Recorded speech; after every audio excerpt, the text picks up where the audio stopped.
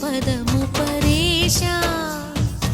నీలకంఠరా చాలి పొందరా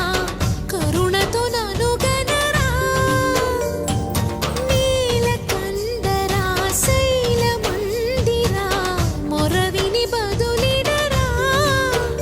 నగజా మనోజ జగదీశ్వరా బాలేందు శేఖరా శంకరా భరత వేదముగ నిరత నాట్యముగ కదిలిన పదమిదీశ శివని